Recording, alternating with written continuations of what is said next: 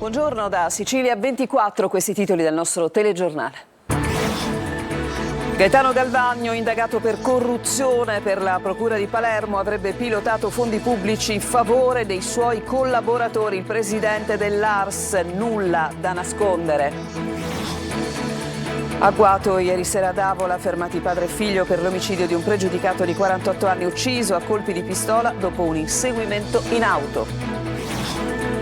Messina, 4 indagati per la morte della piccola Elisa, la neonata precipitata con la madre dal balcone di casa. La donna è accusata di omicidio volontario. Nessun obbligo per l'Italia di assegnare un porto sicuro alla Open Arms. Rese note le motivazioni della sentenza di assoluzione di Matteo Salvini per il ritardato sbarco dei migranti nel 2019.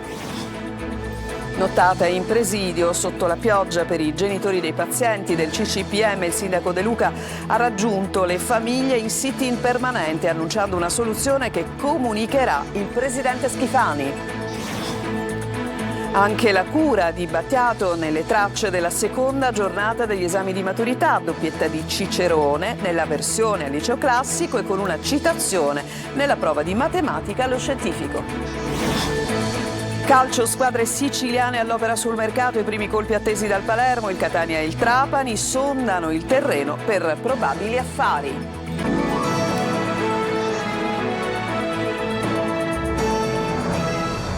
Ben trovati. Il presidente dell'Assemblea regionale siciliana Galvagno è indagato dalla Procura di Palermo per corruzione. Avrebbe fatto in modo che venissero assegnati fondi a 2 imprenditori che in cambio avrebbero dato incarichi ai suoi collaboratori. È stato già ascoltato in procura nel mese di gennaio. L'esponente di Fratelli d'Italia ha in quell'occasione respinto le accuse. Manlio Viola.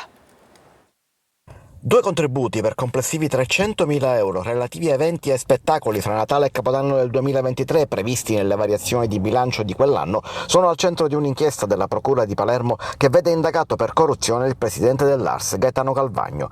In particolare la Guardia di Finanza ha passato al setaccio un contributo da 100.000 euro per i concerti di Un Magico Natale della Fondazione Dragotto di Palermo tenuti il 20 e il 21 dicembre al Teatro Politeama di Palermo e al Bellini di Catania e un secondo contributo da 200.000 euro al Comune di Catania che affidò gli eventi di Natale e Capodanno 2023 alla società Punto e a Capo di Nuccio Laferlita, noto impresario dello spettacolo.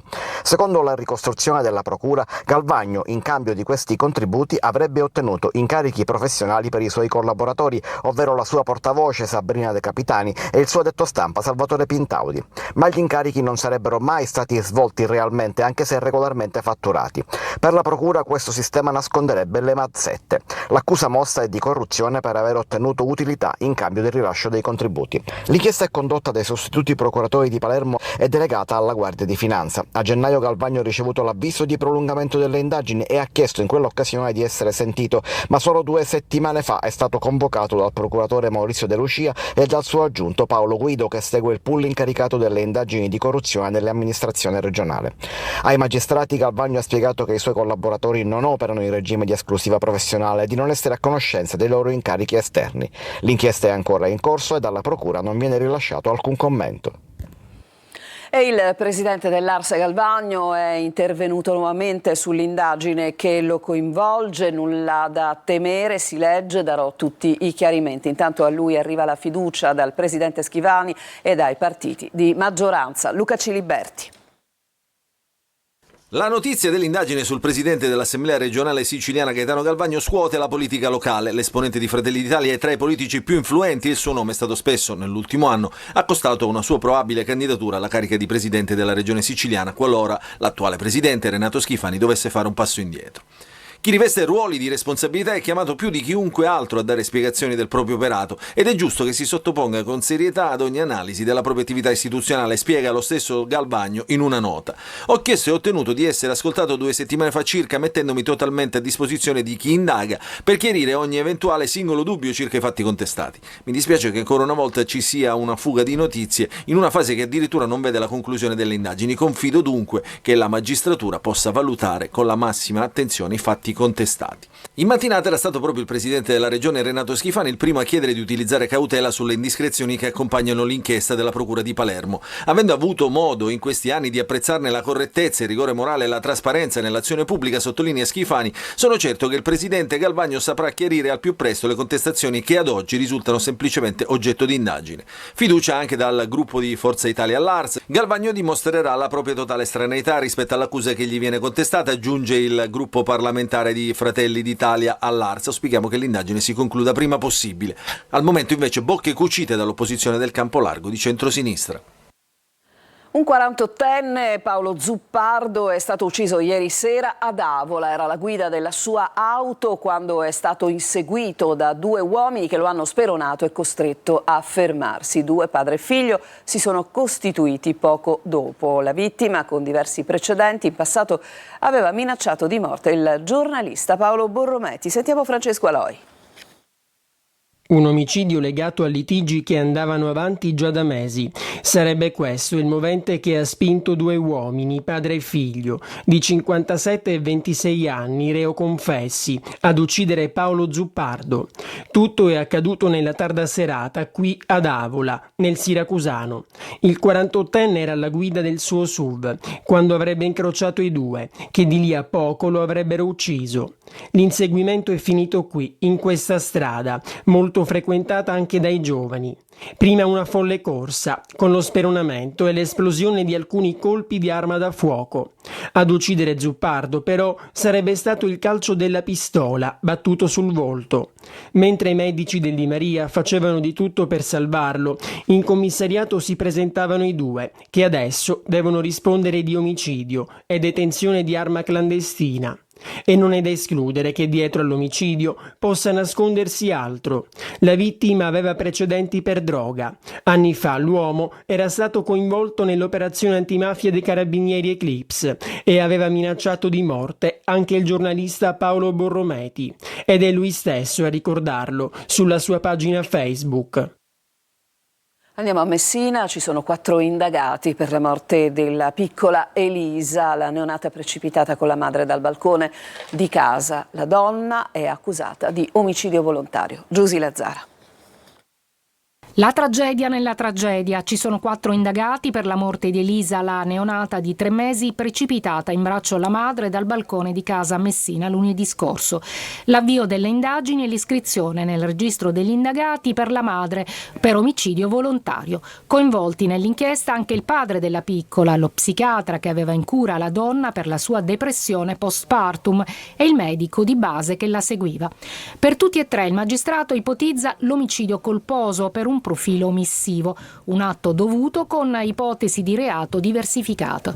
Altre conferme arriveranno dall'autopsia prevista per oggi sulla piccola. Ancora dolore per quel pomeriggio fatale e il disperato gesto della madre che si è lanciata dal balcone con la figlia, finendo in un cortile interno del complesso 6 Stelle a Santa Lucia sopra Contesse. A dare l'allarme era stata una vicina di casa che, sentendo un rumore, aveva trovato mamma e figlia tramortite a terra. Immediati i soccorsi del 118, tutte e 2 trasportate in codice rosso al Policlinico, dove la neonata è morta poche ore dopo per i gravissimi traumi riportati. La madre di Elisa è ancora ricoverata alla neurochirurgia del Policlinico e probabilmente non sa nemmeno della morte della figlia.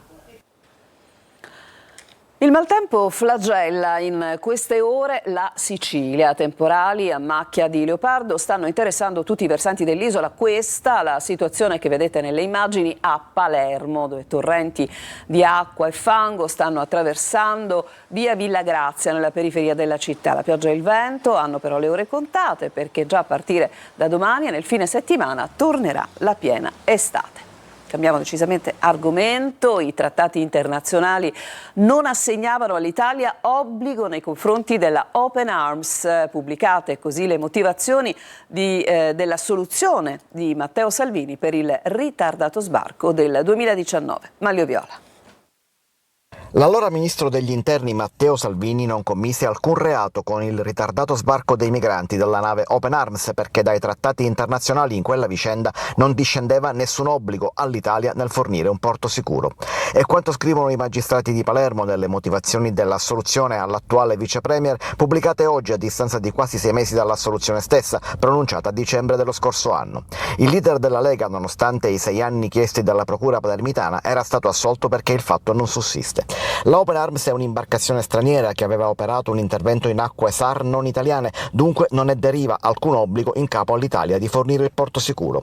Questa convinzione dei magistrati che hanno assolto Salvini taglia via tutti gli altri argomenti processuali. Esime il collegio, scrivono i giudici, dall'affrontare analiticamente diverse tematiche prospettate e animatamente dibattute dalle parti, quali la circostanza che la nave Open Arms avesse potuto fungere da POS, ovvero il fatto che il primo intervento non avesse in realtà riguardato un'imbarcazione in difficoltà, o ancora il fatto che i tempi trascorsi fossero legittimati dall'esigenza di provvedere prima alla distribuzione dei migranti fra gli Stati europei. Di fatto il Tribunale di Palermo evita di porre precedenti sui temi più spinosi e a sfondo palesemente rilevante sul fronte delle politiche migratorie posti da questa vicenda. A Taormina sono iniziati gli incontri tra i ministri degli esteri dei Paesi membri dell'Unione Europea, sicurezza in primo piano, sostegno alla pace e all'indipendenza dell'Ucraina, i messaggi prioritari che arrivano dalla mattinata. Francesco Triolo. La nuova Europa si costruisce in Sicilia. Se 70 anni fa a Messina furono poste le basi per la comunità europea, adesso si lavora sul futuro dell'Unione Europea. Passaggi delicati che necessitano di approfondimenti continui alla luce anche dell'attuale scenario internazionale. Le riunioni di questa mattina a Taormina tra i rappresentanti degli Stati membri, dei Paesi candidati e potenziali candidati e la commissaria dell'Unione per l'allargamento Marta Kos hanno avuto 3 parole chiave: integrazione, competitività e sicurezza. Proprio sulla sicurezza ha parlato il ministro degli esteri Antonio Tajani con riferimento al tema del processo di allargamento. Noi siamo in momenti particolarmente difficili, credo che ci sia sempre più bisogno di Europa e non meno bisogno di Europa.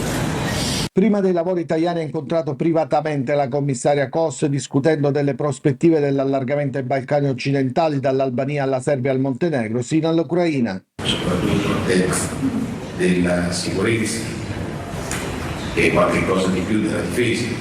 Definito come priorità fondamentale in risposta agli sviluppi dello scenario internazionale il rafforzamento della difesa e della sicurezza europea in complementarità con la NATO, ribadito anche il sostegno all'indipendenza, sovranità e integrità territoriale dell'Ucraina, l'impegno per una pace globale giusta e duratura. Garantire la sicurezza dell'Ucraina fino a poco tempo diventa una priorità per tutti quanti noi, perché la sicurezza garantisce la convivenza civile. Auto in fiamme, accoltellamenti, presidi fino a tarda notte nelle borgate marinare, come a Mondello. Ancora una volta è allarme e sicurezza a Palermo. I vigili urbani rafforzeranno comunque i controlli fino alle 2 di notte ogni giorno. Marco Gullà. 2 auto e uno scooter in fiamme, un incendio probabilmente doloso, quello avvenuto la scorsa notte in via Baracca a Palermo, un episodio su cui indagano i carabinieri e che tiene alto come sempre l'allarme sicurezza nel capoluogo. Nella notte una rissa nel centro storico tra un somalo e un tunisino, ad avere la peggio il primo, ferito al braccio con alcune coltellate, e poi alta tensione anche a Mondello, la borgata marinara palermitana al tramonto diventa spesso palcoscenico di liti, soprattutto tra minorenni. Proprio per questo dal fine settimana ci saranno 2 pattuglie della polizia municipale a presidiare tutti i giorni fino alle 2 di notte. È il primo effetto dello sblocco dei turni extra su base volontaria finanziati dal Ministero dell'Interno. È iniziata la chiusura al traffico del lungomare e sono rinati i problemi attuali di Mondello. Poca sicurezza, poca presenza della polizia municipale per carenza del personale, ma soprattutto bisognerebbe lavorare in sinergie con le forze dell'ordine per garantire la sicurezza dei cittadini. Non solo Mondello, ma anche Piazza Verdi, Politiama e le altre borgate marinare come Sfera Cavallo saranno presidiate con pattuglie fino a tarda notte. La soluzione c'è, ma non posso dirla. A farlo sarà il presidente della regione Schifani. Così sui social ieri sera il sindaco di Taormina, Cateno De Luca, sulla vicenda del centro di cardiochirurgia pediatrica di Taormina questa mattina, anzi tardissima mattinata, probabilmente mentre ancora vi parliamo. Poi però il sindaco ha deciso di ribadire questo concetto raggiungendo tutti i genitori dei piccoli pazienti che si trovano da giorni e giorni in presidio permanente sotto l'ospedale San Vincenzo. Sentiamo Francesco Triolo. Siamo sotto il gazebo, sta piovendo fortissimo. Neanche la pioggia della notte ha fermato la mobilitazione dei genitori dei piccoli pazienti del CCPM di Taormina. La quinta notte fuori all'ospedale San Vincenzo per il comitato che da anni lotta per la permanenza del centro di cardiochirurgia pediatrica a Taormina. Ieri a Palermo in Commissione Sanità dell'Ars sono arrivate rassicurazioni, i comunicati di CIS Messina, dei deputati Galluzzo e Zitelli, Leanza e Burtone sono improntati alla fiducia che sempre nella notte anche il sindaco di Taormina, Cateno De Luca, ha voluto rilanciare via social. La soluzione è stata individuata, quindi questo sì, e voglio anche ribadire che per una questione proprio di riservo assoluto anche sulla questione che si è individuata nel ragionamento complessivo ho atteso e soprattutto anche mi sono attenuto a quella che è stata una valutazione del Presidente Schifani nel rendere pubblica la soluzione come è proprio definita, però io so già qual è. I genitori attendono De Luca al banchetto, la raccolta firma online ha superato quota 70.000, il nodo per mantenere il CCPM e il suo inserimento nella rete sanitaria regionale che sarà discussa nei prossimi giorni. Intanto però il messaggio dei genitori a 40 giorni dalla scadenza della proroga è chiaro. Ma noi non vogliamo, avete voglia, può venire anche un terremoto, di qua non ce ne andiamo. Ecco, come avete sentito nel lancio del nostro servizio, poi appunto il sindaco è arrivato, giunto al banchetto e nel pomeriggio vi proporremo naturalmente un aggiornamento su questo servizio. E adesso ci occupiamo di agricoltura, i costi sono più alti dei guadagni, il mercato non tutela le produzioni italiane, così il movimento degli agricoltori di Ragusa risolleva la protesta dopo mesi di silenzio. Veronica Barbarino. Si riaccende la fiammella. Dopo diverse mobilitazioni sui propri trattori lungo le vie delle città siciliane nei mesi scorsi, nulla è cambiato nel settore primario e il movimento degli agricoltori di Ragusa risolleva la protesta. Al centro sempre le politiche agricole dell'Unione Europea che penalizzano le produzioni italiane, favorendo l'importazione di prodotti da paesi esteri. Sotto accusa anche l'aumento dei costi di produzione come gasolio, energia elettrica, ma anche dei prodotti per l'agricoltura e i concimi. Questo è il famoso, apprezzatissimo sui mercati, ciliegino pachino.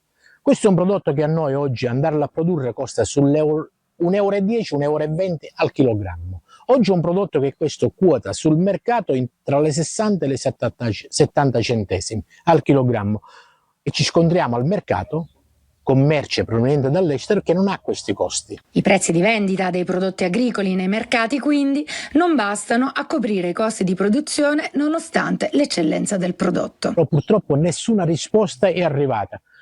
C'è una fase di scoraggiamento nelle persone, ma noi siamo convinti che dobbiamo ancora necessariamente andare avanti. È in programma una nuova rivolta del comparto, organizzata dal movimento, sperando di scuotere qualche coscienza e salvare il settore agricolo.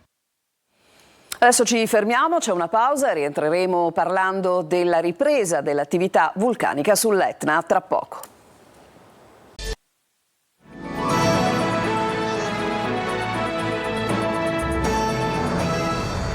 Seconda parte di Sicilia 24, l'Istituto Nazionale di Geofisica e Vulcanologia di Catania comunica che l'attività eruttiva dell'Etna è andata avanti con la formazione di esplosioni stromboliani visibili a partire dalle 6:10 della mattina. L'attività produce una nube vulcanica che alle 7:30, pensate, raggiungeva un'altezza di 6.000 metri sul livello del mare che si disperde in direzione nord. È stato osservato un trabocco lavico dal cratere di sud-est che alimenta una colata in direzione popolazione della Valle del Leone. Stazionario il tremore vulcanico sino alle 11:30, quando i valori di ampiezza hanno mostrato invece una tendenza all'incremento. Nell'aeroporto di Catania l'allerta per il volo è salito di grado, passando da arancione a rosso. Secondo giorno degli esami di maturità con la Sicilia sempre presente tra le tracce in questa occasione. Si fa notare sicuramente la presenza nelle tracce del liceo artistico di una splendida canzone di Franco Battiato. Ci dice tutto Desiree Ferlito. Ti proteggerò dalle paure delle ipocondrie. Anche la cura di Franco Battiato all'esame di maturità. Continua l'influenza della Sicilia anche per la seconda prova scritta. A trovarla gli studenti dei licei artistici d'Italia, che dovranno cimentarsi con un tema di grande valore simbolico. Ai maturandi è richiesto di sviluppare un progetto visivo e concettuale che interpreti il tema assegnato, unendo linguaggio artistico e capacità critica, punto di partenza il celebre brano. Tutti sui banchi alle ore 8:30, la seconda prova prevede tematiche differenti caratterizzanti i singoli percorsi di studio. Cicerone, uscito al classico, fa doppietta e riesce nell'incredibile impresa di entrare anche nel compito di matematica per il liceo scientifico. Uno degli 8 quesiti che completa la traccia, il numero 7, parte proprio da una sua citazione. Una delle tracce proposte al liceo linguistico chiede di sviluppare un elaborato sul tema del fast fashion e del suo impatto sulla salute pubblica e l'ambiente. Gli studenti con indirizzo informatico e telecomunicazioni si sono invece cimentati con lo sviluppo di una piattaforma web per contrastare le fake news. E dopo il telegiornale torna Sicilia 24 Focus, il nostro approfondimento quotidiano. In studio Eva Spampinato parlerà proprio della maturità, momento di passaggio ma anche specchio delle ansie, dei sogni e delle sfide dei ragazzi. Con la guida del dottore Salvo Noè esploreremo l'ansia da prestazione, il complesso rapporto con i genitori e i disagi giovanili. L'appuntamento alle 14:30 su Telecolor e in streaming su siciliaweb.it. Potrete mandare i vostri messaggi alla nostra linea WhatsApp 342 74 55005. Un'altra pausa adesso e poi il calcio tra poco.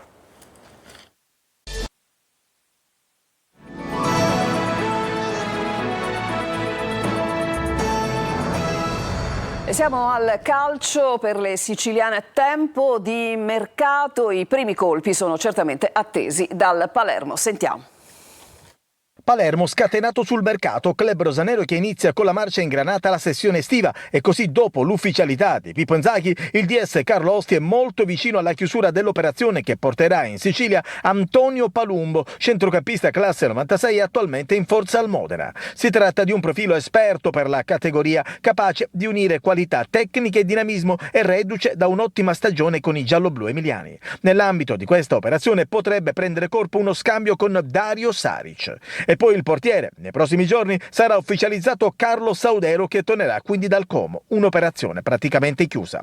Catania, le parole del presidente Rosario Pelligra sono significative e arrivano in un momento di rilancio del club etneo. Il grazie ai tifosi per la fiducia e una rassicurazione sul progetto che andrà avanti. Sarà un mercato difficile con una ventina di esuberi da piazzare, ma al contempo il Catania dovrà lavorare anche al rafforzamento della rosa. Piace Ronaldo del Vicenza, ma al momento appare un affare difficile e poi interesse anche per l'attaccante della Ternana Ferrante, ma c'è un'asta aperta con altri club. Il Trapani, che nella prossima stagione avrà il fardello degli 8 punti di penalizzazione, continua a muoversi con decisione sul mercato alla ricerca di rinforzi per il riparto difensivo e secondo le ultime indiscrezioni avrebbe individuato in Marco Caldore un profilo di grande interesse. Il difensore centrale classe 94 è attualmente una delle certezze del Giuliano, con cui ha disputato una stagione solida e continua. Questo era l'ultimo servizio per oggi, vi lascio adesso in compagnia di Eva Spampinato per il nostro appuntamento con Sicilia 24 Focus e vi ricordo il prossimo spazio dedicato al nostro telegiornale su Telecolor alle ore 19. A tutti buon pomeriggio.